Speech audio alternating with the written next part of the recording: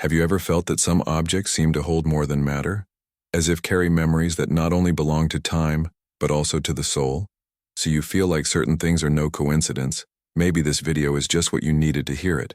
Imagine the scene, a silent desert, the wind stirring up golden dust, and in the center of this vast nothingness, a wooden chest covered in gold, radiating a radiance that could not come from the sun.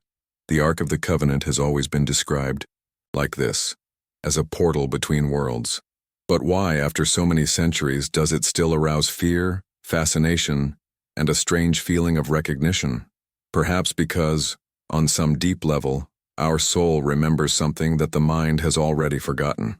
Ancient people believed that certain objects were not just built, they were awakened, and the Ark, according to them, was not a simple religious symbol, but a bridge live between the human and the divine, a vessel capable of tearing down walls, lighting columns of fire, and decide the fate of kings.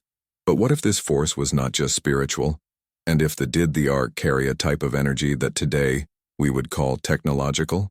Sometimes history tries to hide the extraordinary under layers of explanations comfortable, but every century something escapes, a trace, a whisper, a detail impossible to ignore, and the Ark of the Covenant is exactly that, an enigma that insists on stay alive. If something inside you is awakening, stay until the end.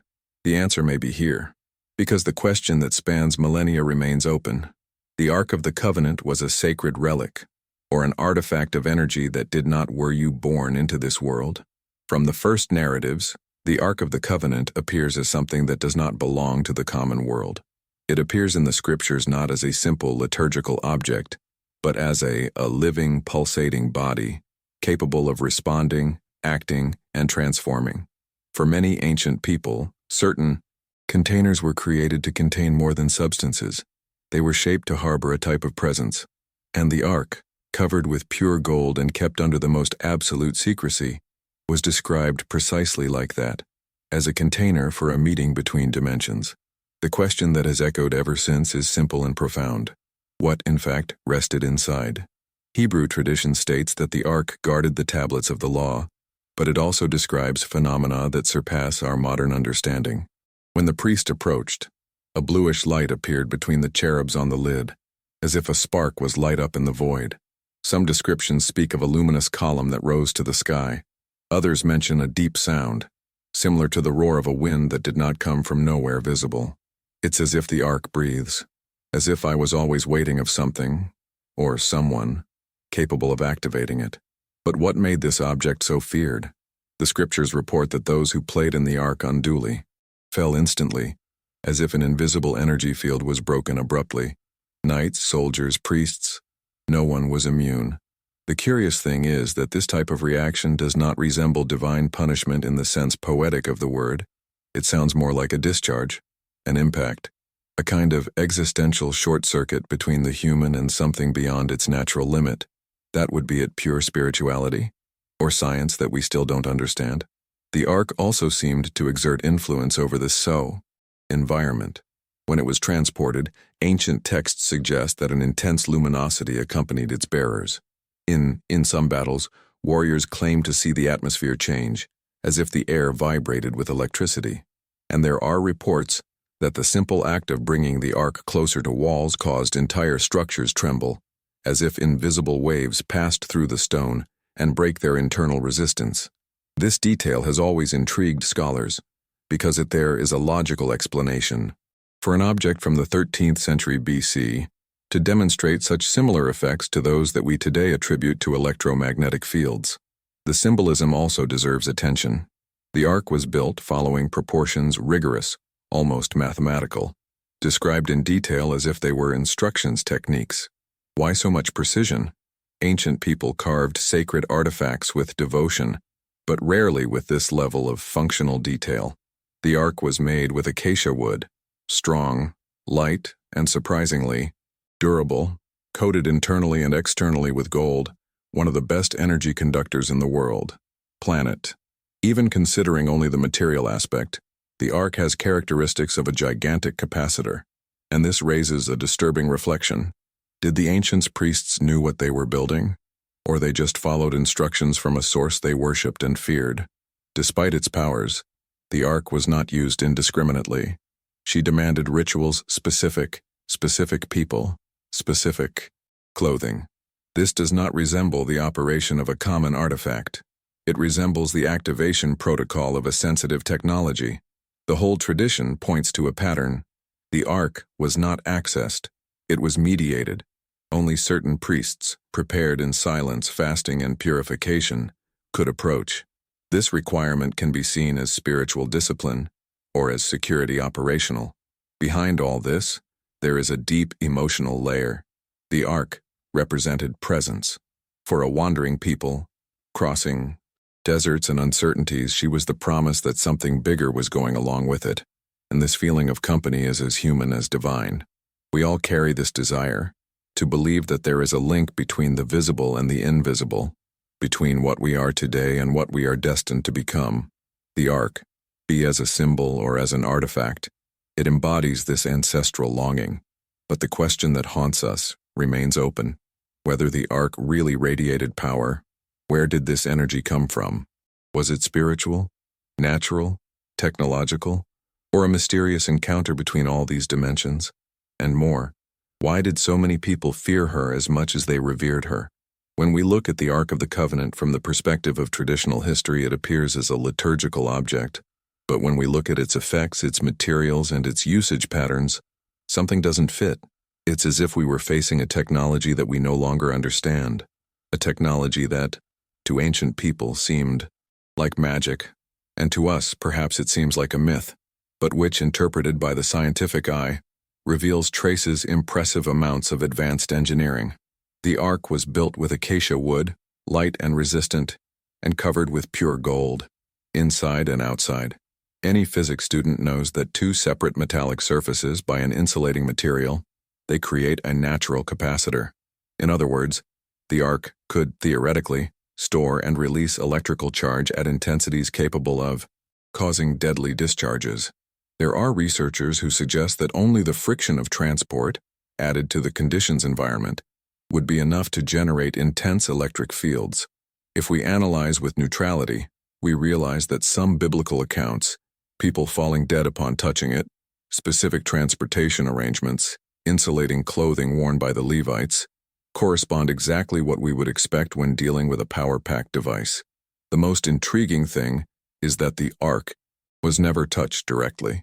There were wooden sticks to carrying it, and even these poles needed to be positioned in a specific way. It doesn't seem a simple religious ritual. It looks like technical protocol, a kind of operating manual described in the form of a commandment.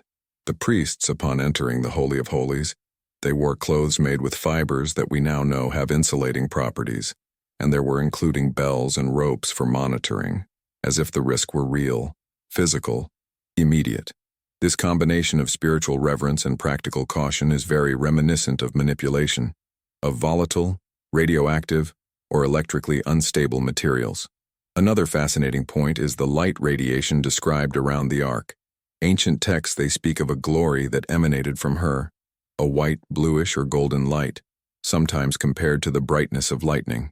If we ignore poetic symbolism and analyze just the phenomenon, we find similarities with electrical discharges, air ionization, and even corona effects like those we see at high voltage. This pattern appears in diverse cultures that describe living artifacts, objects that radiated energy. They responded to movements, produced heat and light without apparent combustion. Many of these narratives are dismissed as spiritual metaphors. But what if they are memories of lost technologies that over the centuries were interpreted as miracles? Another enigma is the sound associated with the Ark. Some ancient reports describe a noise deep, like a wind that came from nowhere visible. This may be related to intense electromagnetic vibrations or resonances generated by field's energetics. Today we know that some electrical devices produce sounds when subjected to high loads, and the Ark could, hypothetically, function as a kind of rudimentary generator. If this is true, then the column of fire and smoke that guided the people in the desert were perhaps an energetic phenomenon, incomprehensible to the eyes of season. And here comes an even greater mystery. Who taught the Hebrews to build something so complex? The description of the ark appears as a set of detailed instructions, almost as if someone was dictating a project whose logic people at the time did not understand completely. Why so much precision? Why are so many mathematical details and structural? The feeling that these narratives leave is that the ark did not arise as a result of gradual experimentation. It was ordered, revealed, guided with care that reminds me much more of applied science than artisanal tradition. And there is another detail that few consider. The ark disappears from history in an abrupt. She simply disappears. No looters, no empire, no record to mention it as loot, which would be natural for such a precious object. It's as if had been hidden or collected. The disappearance of an artifact capable of emitting energy, light and heat without combustion, an object that toppled, structures and required rituals rigorous technicians, it sounds less like destruction and more like deactivation. And this leads us to an unsettling question. If the ark really was a technology, who built it? And most importantly, why that she was removed from the scene?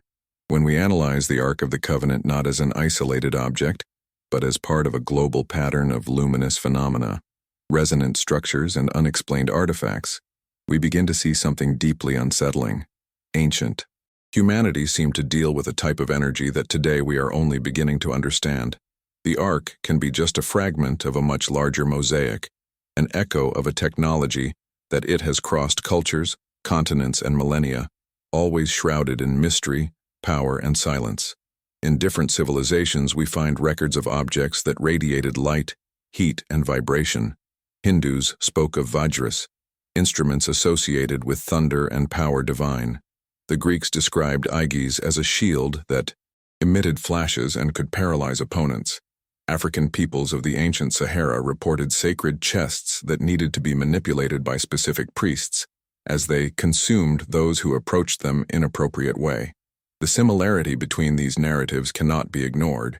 It's as if distant cultures shared the fragmented memory of the same technology primordial, reinterpreted according to its myths, languages, and fears.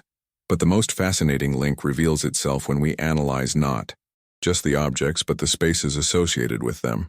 Many of these civilizations built places that seem amplify, resonate, or channel some kind of invisible force. The pyramids of Egypt, for example, they present astronomical alignments so precise that they suggest intentions scientific. Its narrow corridors and resonant chambers behave like gigantic acoustic devices. Inside the Great Pyramid, specific frequencies reverberate in an almost supernatural way. Not by chance, some researchers believe that these ancient temples functioned as energy accumulators or modulators. And interestingly, the Ark had a space designated for it inside Solomon's temple that followed the same pattern: proportional dimensions, covered walls, precise orientation, and almost absolute isolation. When we think about this, a bold but logical possibility emerges. The Ark was not just a source of energy, but also a component of a larger system.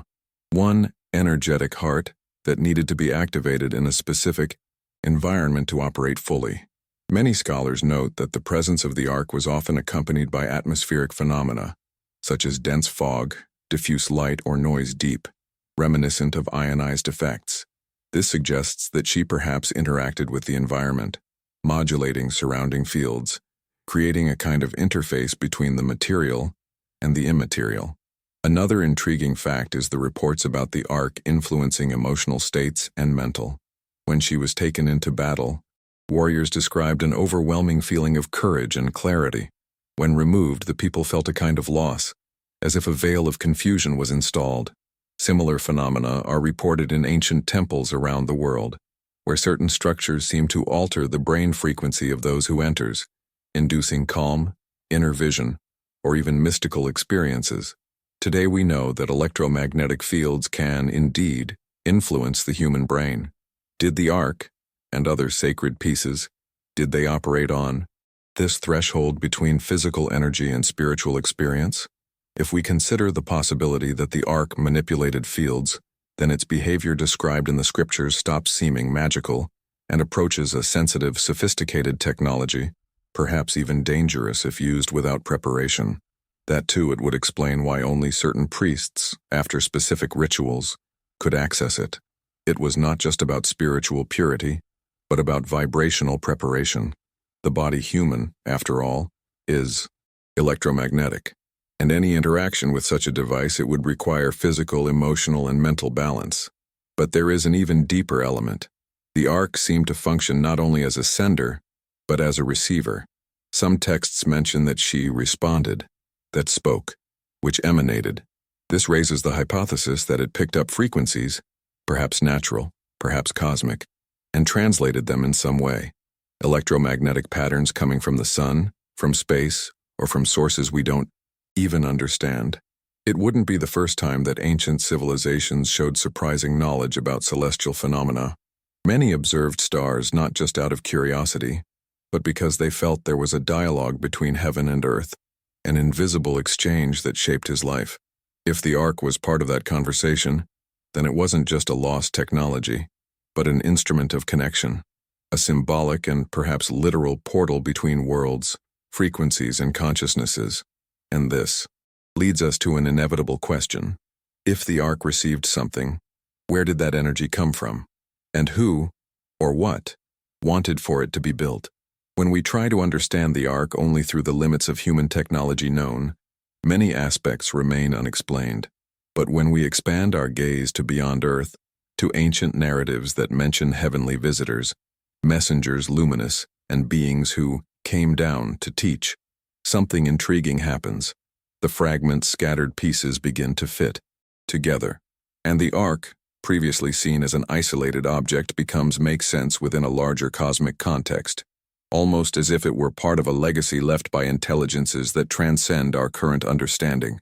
Countless cultures, separated by oceans and millennia, speak of beings coming from the stars who transmitted knowledge, instructed priests, revealed astronomical calculations, and they taught construction techniques that still challenge us today.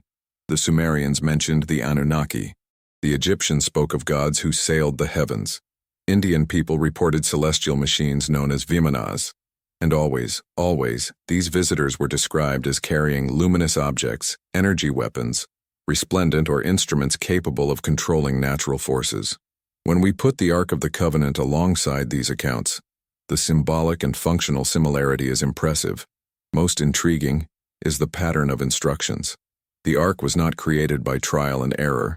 She was built to order with precise measurements, specific materials, proportions rigid, and a surprisingly detailed technical description.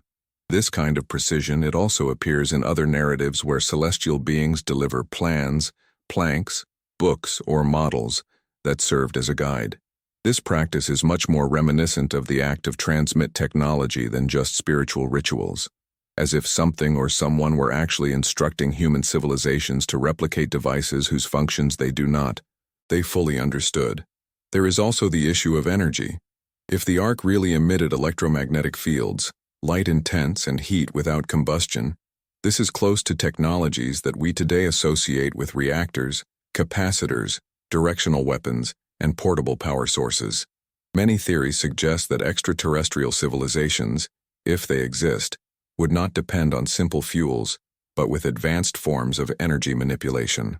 The Ark could be, in the view of these researchers, a fragment of a much more complex, maybe a module, a core, a transmitter, something that for our ancestors was simultaneously sacred and incomprehensible. Ark's behavior also raises suspicions. It seemed to turn on in certain moments, as if responding to invisible stimuli. In some battles, your energy increased. In specific rituals, lights manifested themselves. There is no record that she worked constantly. This suggests that its operation depended on external factors, frequency, environment, position, or even celestial alignments. For Kropp's ancient times, this was divine providence. For modern physics, this may indicate synchronization with solar, geomagnetic phenomena, or even external signals. Is it possible that the Ark functioned as a wave receiver, channeling solar, atmospheric, or even cosmic? Another curious clue is the sudden disappearance of the Ark. If it was just an object religious, it would have been looted, displayed, destroyed, or replicated. But no, she disappears. Without trail, no witnesses, no destination. Many ancient texts leave the feeling that it was taken, hidden, or returned. Some Ethiopian accounts claim to have kept it. Others they say she was hidden under the temple. But the absolute absence of solid evidence raises the hypothesis that his disappearance was not human. Maybe it was redeemed or deactivated by whoever originally submitted it. If this is true, then the Ark was not lost. It was collected. And there is an even deeper and more symbolic aspect, the human reaction to the Ark, who if he approached without preparation he would die. Those who approached in reverence felt ecstasy. This, it doesn't just sound like technology, sounds like contact, as an interaction between consciousnesses. In many reports of possible extraterrestrial encounters, there are mentions of impact, emotional, perceptual changes, and even psychic transformations. Perhaps the Ark was more than a machine. Perhaps it was a communication instrument. Communication, a vibrational portal, a mirror capable of amplifying the human soul itself. And so, when observing this global mosaic, a question emerges strongly. What if the Ark was a gift, or a reminder, left by beings who walked among us? At some point in the journey, we realize that every great external narrative hides an internal mirror.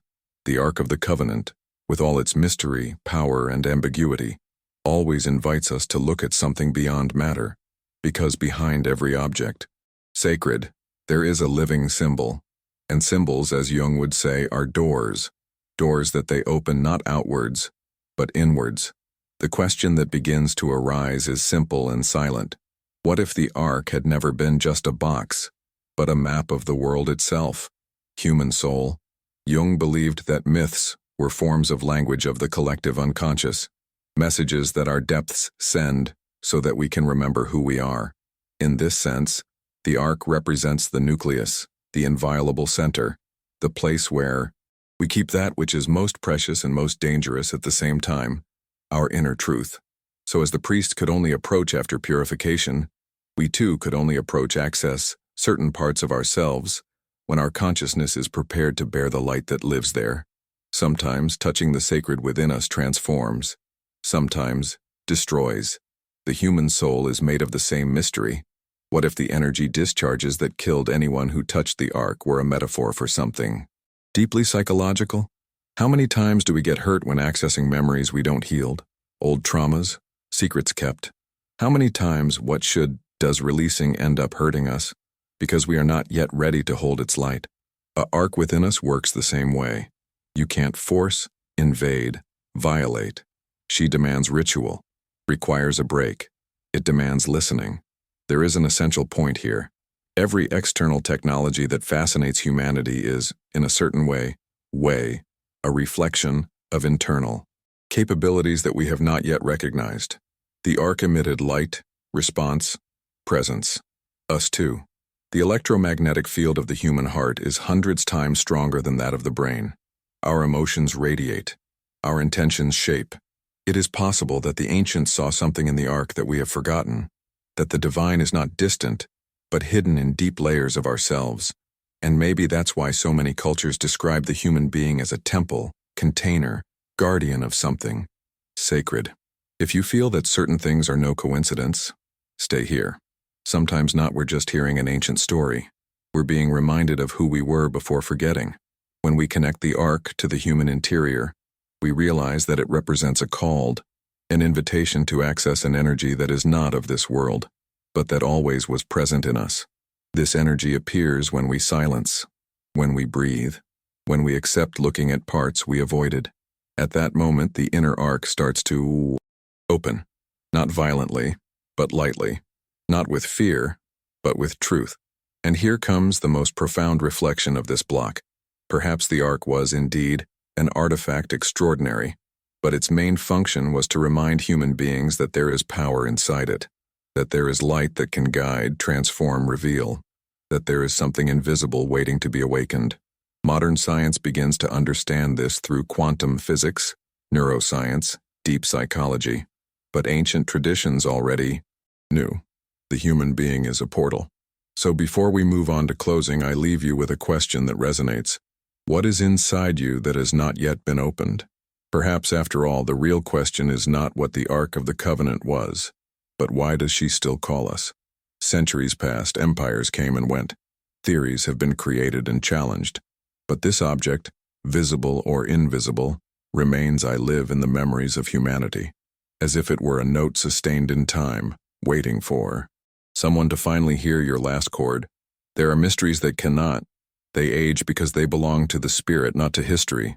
And when we look at today's world, full of noise, distractions, and certainties hurriedly, we realize that the arc symbolizes something we are losing: the ability to marvel, the ability to admit that we don't know everything, the courage to accept that there are forces greater than our explanations.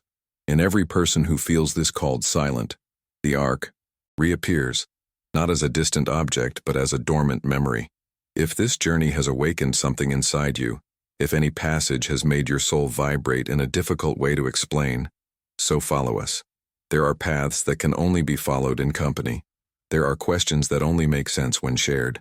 And there are mysteries that only reveal themselves when we are ready to listen to the silence that lives between a word and another. If this message touched something for you, subscribe and continue walking alongside us.